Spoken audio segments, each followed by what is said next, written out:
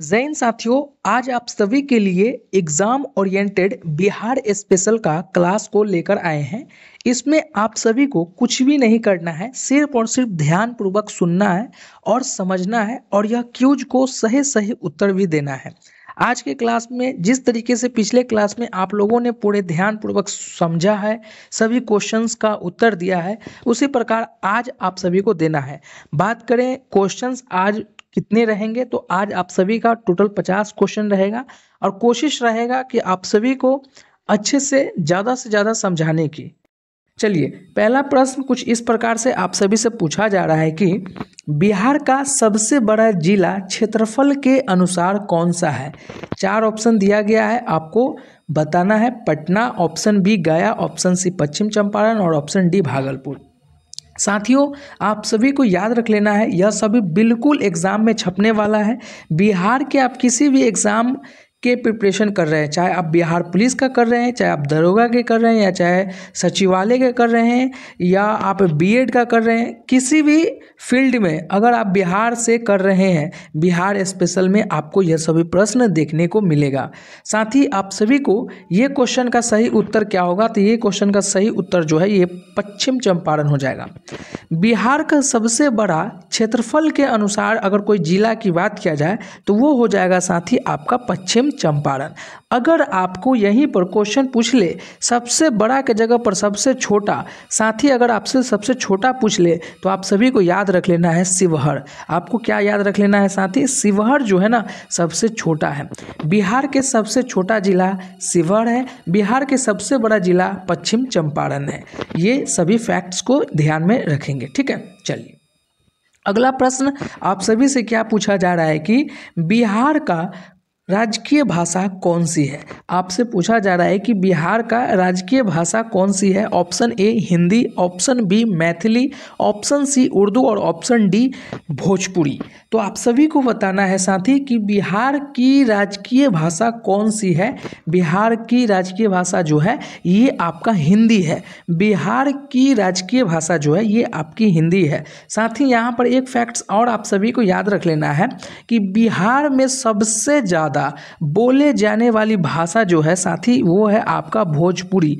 वो है आपके भोजपुरी। भोजपुरी जो है साथी ये सबसे ज़्यादा बिहार में यह भाषा का प्रयोग किया जाता है और बिहार की राजकीय भाषा जो है ये आपकी जो है वो हो जाएगा हिंदी भाषा, ठीक है। चलिए, अगला प्रश्न साथी पूछा जा रहा है आप सभी से कि महात्मा गांधी सेतु किस नदी पर बना हुआ है। महात्मा गांधी सेतु किस नदी पर बना हुआ है। आप सभी का ऑप्शन दिया गया है साथी कोसी नदी पर, ऑप्शन बी कहा जा रहा है कि गंगा नदी पर, ऑप्शन सी पूछा जा रहा है सोन नदी पर और ऑप्शन डी पूछा जा रहा है कि आपके गंडक नदी पर। साथी आप सभी को बताना है महात्मा गांधी सेतु पुल जो है किस जो है नदी पर बना हुआ है। तो साथी आप सभी को गांठ बांध लेना है और याद रख लेना है कि महात्मा गांधी जो सेतु पुल है वह पुल जो है गंगा नदी पर है। और आपसे पूछे साथी कि यह जो पुल है यह पुल कहाँ है, तो यह है पटना में। ये कहाँ है, पटना में। पटना में है यह पुल।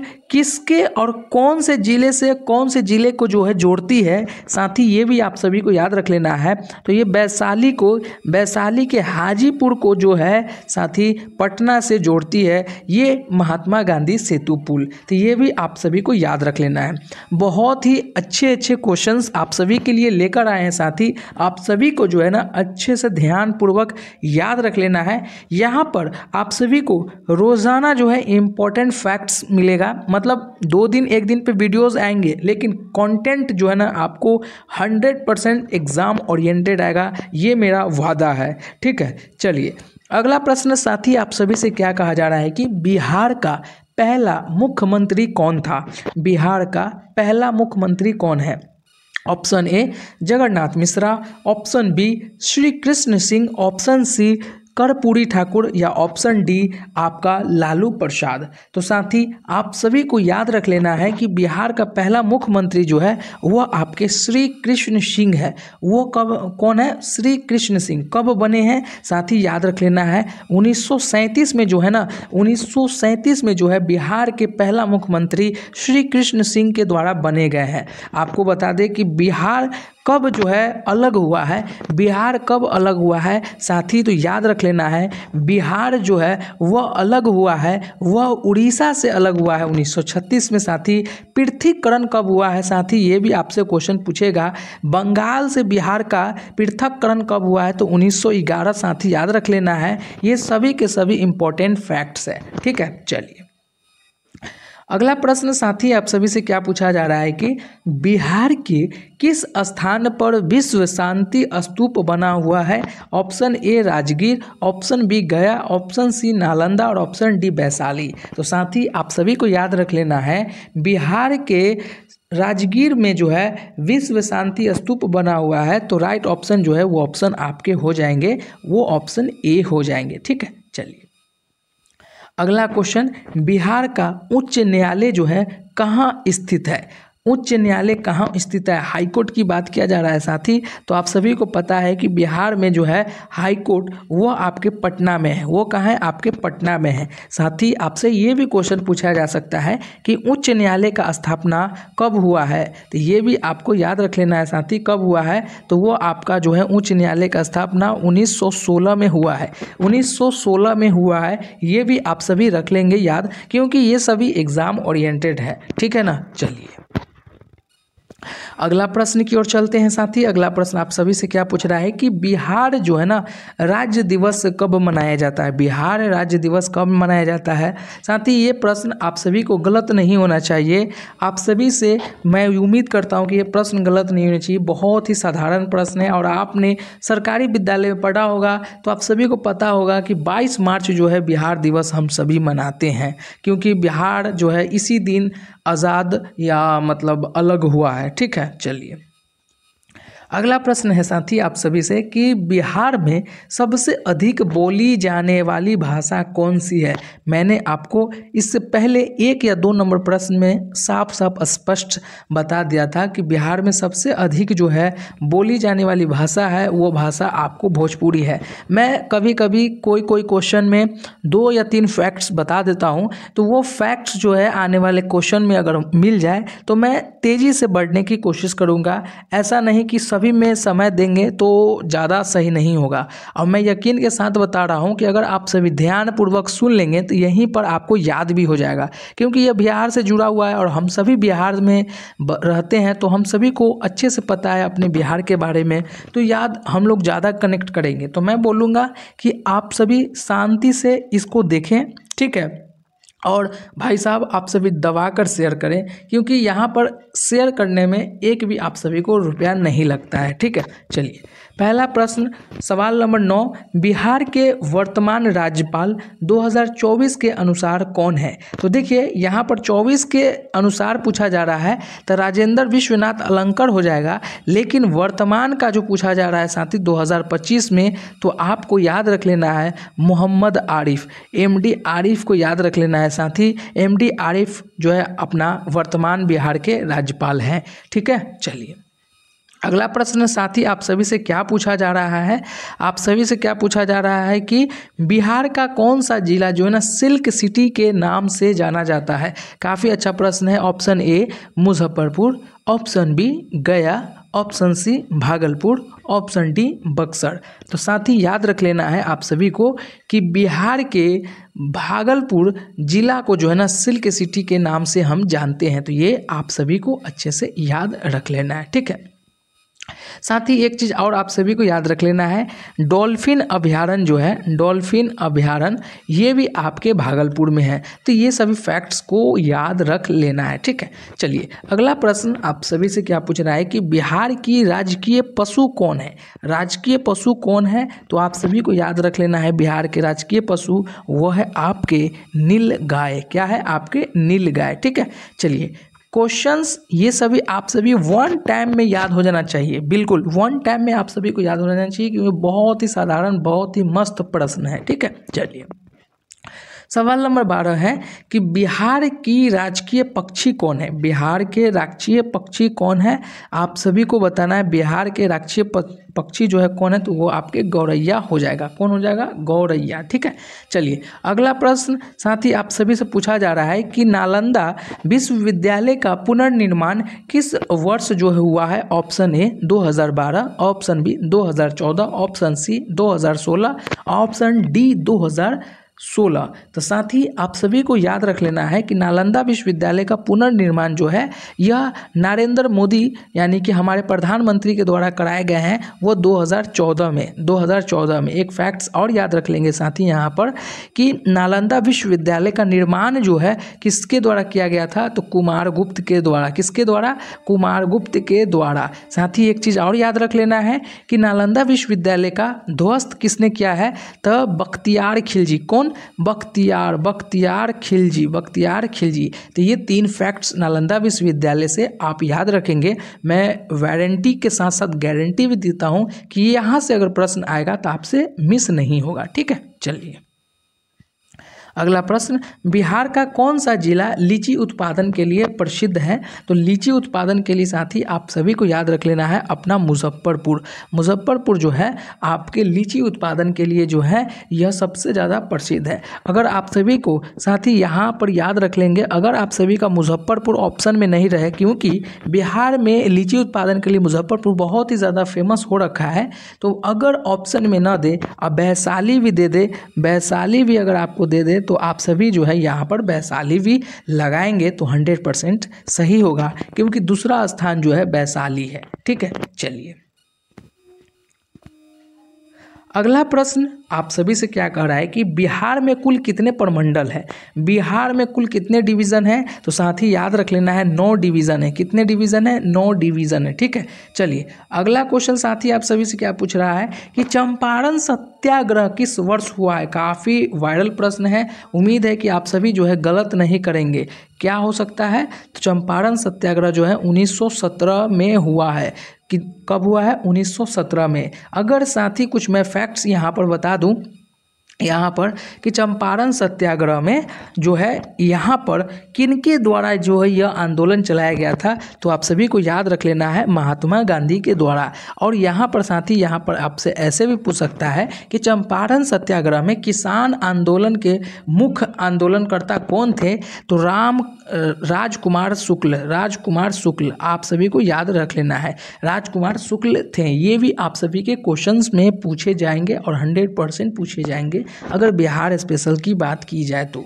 ठीक है, चलिए अगला प्रश्न सवाल नंबर, बिहार का कौन सा शहर जो है शेरशाह सूरी के जन्म स्थान से संबंधित है। तो शेरशाह सूरी का जन्म स्थान अगर साथी आप सभी से पूछ ले तो याद रख लेना है, गांठ बांध लेना है कि शेरशाह सूरी का जो मकबरा है वह सासाराम में है। शेरशाह सूरी का जन्म जो है वह सासाराम में हुआ है। अगर यहाँ पर साथी पूछ ले कि सासाराम कहाँ है, तो ये भी आप सभी को याद रख लेना है कहाँ है, वो है रोहतास में। रोहतास की कुछ फैक्ट्स अगर आपसे पूछ ले साथी, तो रोहतास में सबसे ज़्यादा शिक्षित रेशियो है। मतलब अगर आपसे पूछा जाए कि बिहार में सबसे ज़्यादा शिक्षित जिला कौन सा है, तो वह आपका रोहतास हो जाएगा। अगर साथी यहाँ पर पूछ ले कि गेहूं का कटोरा यानी कि चावल का कटोरा अगर पूछ ले, तो ये रोहतास ही हो जाएगा। तो ये 3-4 फैक्ट्स जो है आपको याद रख लेना है साथी। ठीक है, चलिए अगला प्रश्न, कोसी परियोजना में प्रमुख बांध जो है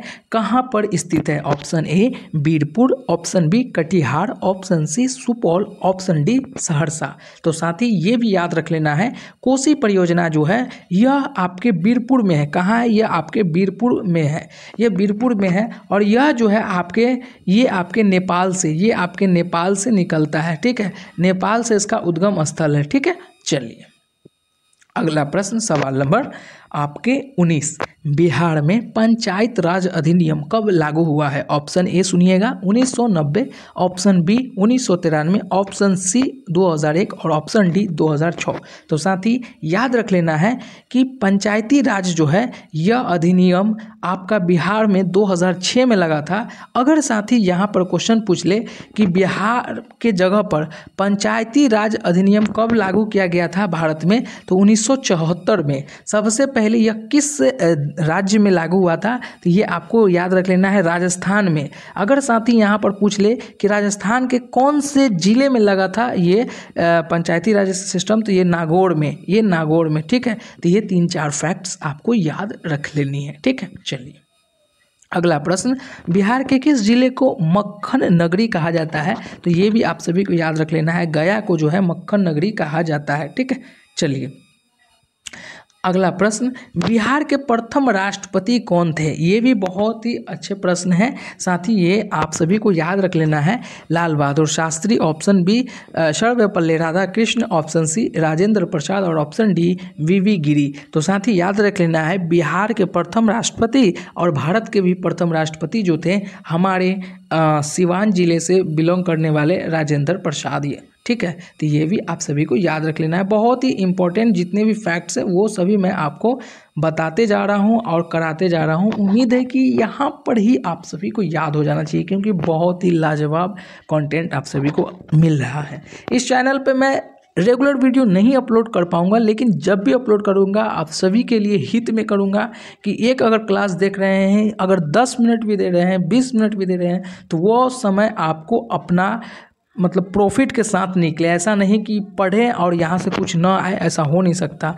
यहाँ से जो बच्चा 50 क्वेश्चन कर ले रहा है, मैं गारंटी के साथ कर रहा हूँ कि यहाँ से एक क्वेश्चन नहीं आया तो आप हमें कमेंट बॉक्स में बताएंगे कि सर आपने जो पढ़ाया था वो नहीं आया है। सर मैं खुद चाहता हूँ कि आगे की ओर आप सभी बढ़ें और थोड़ा सा सब्सक्राइब, थोड़ा सा मतलब मोटिवेशन आप हमें भी दें, इसलिए ठीक है। चलिए अगला प्रश्न, सवाल नंबर 22, बिहार का कौन सा जिला सबसे कम जनसंख्या वाला है? मैंने आप सभी को बताया था साथी कि आपके सबसे ज़्यादा अत्यधिक जनसंख्या वाला जिला अगर पूछे तो आप सभी का क्या हो जाएगा, वो हो जाएगा पटना आप सभी के सबसे अधिक जनसंख्या वाला हो जाएगा।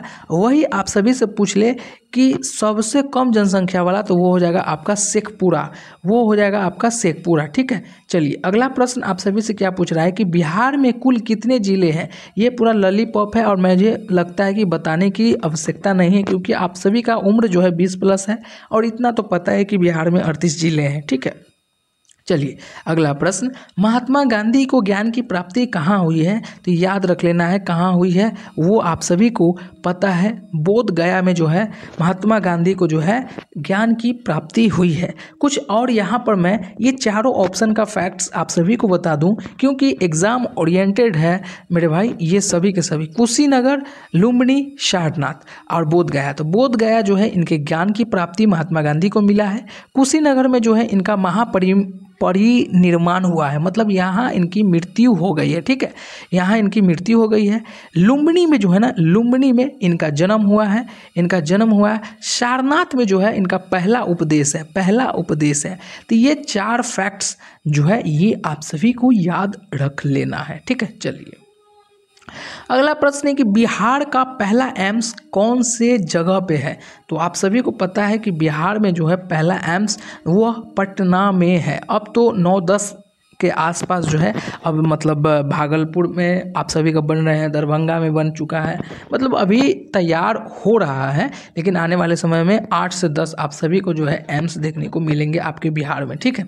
चलिए अगला क्वेश्चन, बिहार का पहला रेल इंजन कब चलाया गया था? काफ़ी मस्त और लाजवाब क्वेश्चन है। यहाँ पर बहुत सारे बच्चे जो हैं गलत करेंगे, लेकिन ये सभी आप सभी याद रख लेंगे कि बिहार का पहला रेल इंजन जो है वह आप सभी के 1862 में चला है। बिहार में पहला रेल इंजन जो है वो 1862 में चला है। बिहार के क्षेत्र में जो है रेल का इंजन से मतलब सफ़र जो है 1862 से स्टार्ट हुआ है। यही पूछ ले कि भारत में पहला जो है रेल जो है कब चला है, तो ये याद रख लेना है 1853। इसका आंसर 1862 ऑप्शन बी, ठीक है। चलिए अगला क्वेश्चन, बिहार में कौन सी नदी को सौड़ो नदी के नाम से जाना जाता है, शोक नदी के नाम से जाना जाता है? तो वो है आपके कोसी, वो हो जाएगा आपके कोसी। कोसी का उद्गम स्थल आप सभी को मैंने बताया है कहाँ है, वो है आपके नेपाल, वो है आपके कहाँ, नेपाल, ठीक है।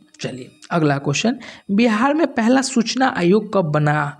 सूचना आयोग कब बना है? Option A 2003, option B 2005, option C 2006, option D 2007। तो बिहार में पहला सूचना आयोग जो है वो 2007 में बना है, वो आप सभी के 2007 में बना है। ठीक है, अगला क्वेश्चन आप सभी से क्या पूछा जा रहा है कि बिहार की पहली महिला मुख्यमंत्री कौन थी? बिहार की पहली महिला मुख्यमंत्री कौन थी? Option A Rabri Devi, option B Meira Kumar, option C Chandra Bhanu Devi या इनमें से कोई नहीं। साथ ही ये भी याद रख लेना है बिहार की पहला मुख्यमंत्री जो है वो है आपकी राबड़ी देवी। कौन है? आपकी राबड़ी देवी। ये आप सभी को याद रख लेना है। अगला क्वेश्चन सवाल नंबर 30, बिहार के किस जिले की राजधानी का दरवाजा कहा जाता है? बिहार में किस जिले को राजधानी का दरवाजा कहा जाता है? तो ये भी आप सभी को याद रख लेना है। Option A Vaishali, option B Muzaffarpur, option C Hajipur और ऑप्शन डी बक्सर। तो बिहार के किस जिले को राजधानी का दरवाजा कहा जाता है? साथ ही अगर आप सभी को जिले से पूछे तो वो आपका वैशाली हो जाएगा। अगर आप सभी का वैशाली के जगह पर अगर हाजीपुर दिया रहे तो आप सभी को हाजीपुर लगाना है, हाजीपुर लगाना है। तो राइट ऑप्शन जो है आपके डी हो जाएंगे। कौन सी नदी को सैरो बिहार कहा जाता है? कोशी को। बिहार में सबसे पहला मेडिकल कॉलेज पीएमसीएच। मतलब काफ़ी अच्छे अच्छे क्वेश्चंस आप सभी के हैं। तो ये सभी क्वेश्चंस जो है मैं कल के क्लास में आप सभी को करा दूंगा, और अभी जो इतने क्लास हुए हैं ये सभी आप सभी को मैं टेलीग्राम पर प्रोवाइड करा देता हूँ फ्री ऑफ कॉस्ट में। लिंक जो है डिस्क्रिप्शन में है। साथ ही आज के क्लास में बहुत सारे क्वेश्चंस आप सभी को अच्छे से समझ में आए होंगे। अगर नहीं समझ में आया है तो फिर से यह क्लास को देख ले, ताकि आप सभी बिल्कुल अपनी जो है ना जीत पक्की कर लें, क्योंकि ये सभी के सभी एग्जाम ओरिएंटेड है। फिर मिलते हैं एक नई ऊर्जा के साथ, जब तक के लिए जय हिंद।